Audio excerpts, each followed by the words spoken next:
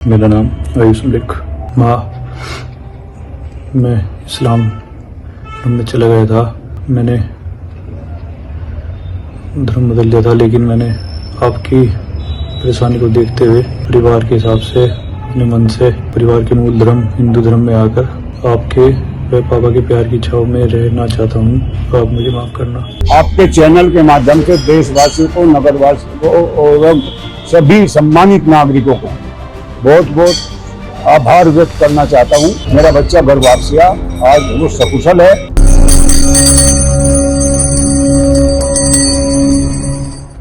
দিন কয়েক আগে উত্তরপ্রদেশের শামলির ঘটনা।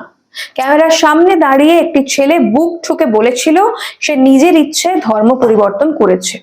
কোটিপতি পরিবারের একমাত্র সন্তান, যার নাম ছিল আয়ুষ মালিক, সে রাতারাতি হয়ে গিয়েছিল রহমান। কিন্তু চক্রান্তের জাল যত বড়ই হোক না কেন, সনাতনের শিকড়ের টান যে তার চেয়েও অনেক বেশি, অনেক শক্তিশালী, তা প্রমাণ হয়ে গেল ঠিক 1 মাসের মাথায়।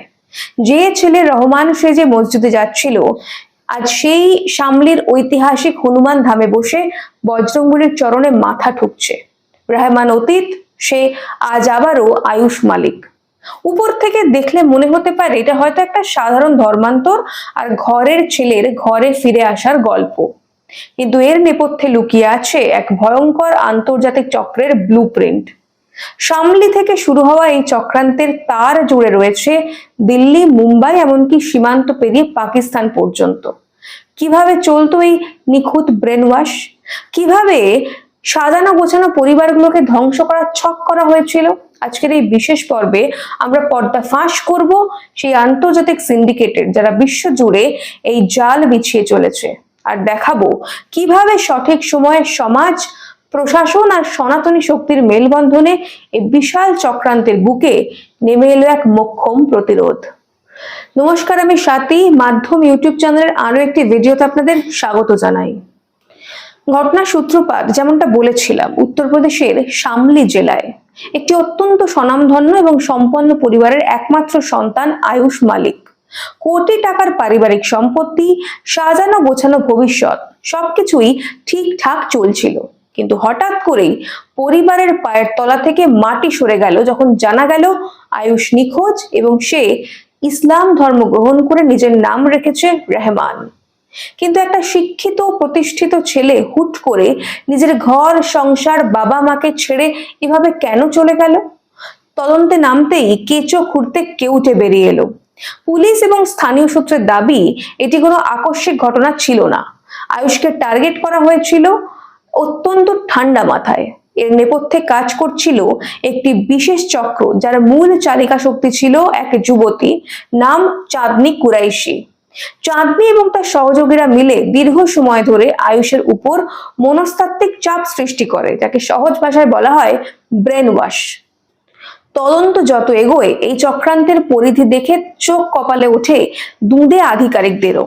শামলির একটি স্থানীয় ঘটনা রাতারাতি জাতীয় নিরাপত্তার ইস্যু হয়ে দাঁড়ায়। গোয়েন্দা সংস্থাগুলোর দেওয়া তথ্য অনুযায়ী এই চক্রের তার শুধু শামলি বা উত্তরপ্রদেশেই সীমাবদ্ধ ছিল না, এর যোগসূত্র বিস্তৃত ছিল দিল্লি, বাণিজ্যিক রাজধানী মুম্বাই, এমনকি সীমান্ত পেরিয়ে পাকিস্তানের করাচি এবং লাহোর পর্যন্ত।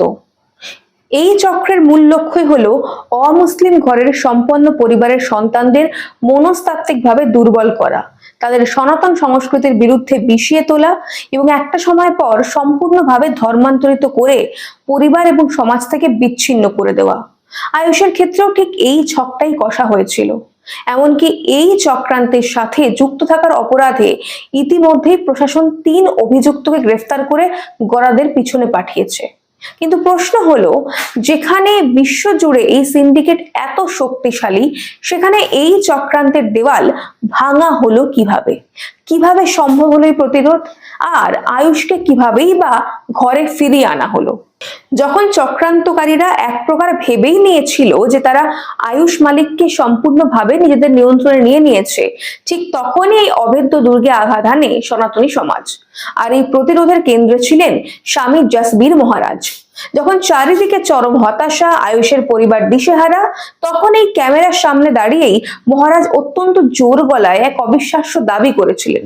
তিনি বলেছিলেন 100% নয় 1000% গ্যারান্টি আয়ুষ খুব দ্রুত এই ভুল পথ ছেড়ে নিজের সনাতন ধর্মে ফিরে আসবেই। মহারাজের এই বিশ্বাসের ভিত্তি ছিল দুটি জিনিস, প্রথমত বজরংবলীর ওপর অগাধ ভক্তি এবং দ্বিতীয়ত নিজের সংস্কৃতির প্রতি গভীর আস্থা।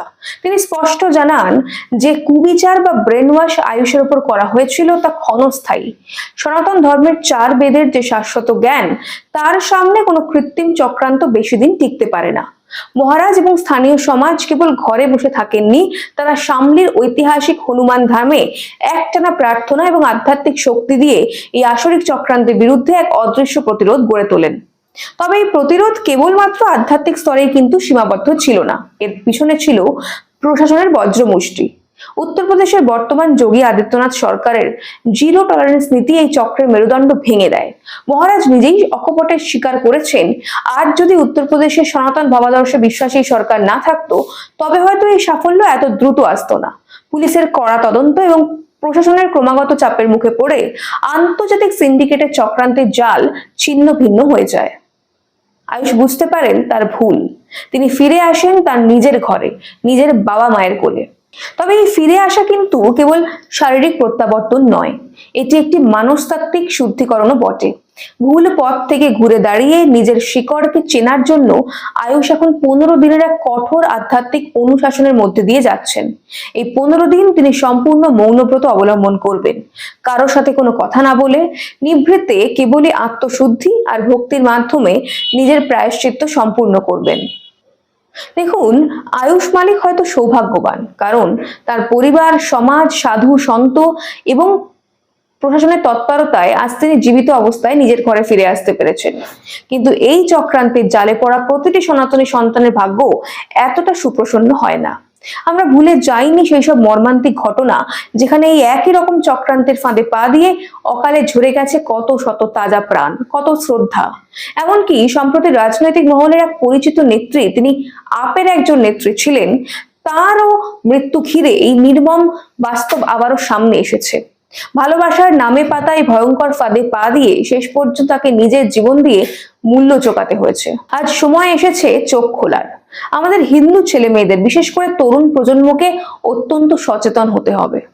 কোনো সাময়িক প্রলোভন, মানসিক চাপ বা চক্রান্তের কাছে নিজের হাজার বছরের প্রাচীন সংস্কৃতি এবং মা বাবাকে বিসর্জন দেবেন না।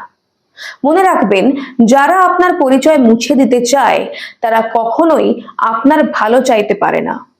একমাত্র সন্তানকে ফিরে পেয়ে আয়ুষের বাবার চোখের জল আজ স্বস্তির হাসিতে রূপ নিয়েছে। তিনি আজ সরকার এবং সমাজকে ধন্যবাদ জানাচ্ছেন।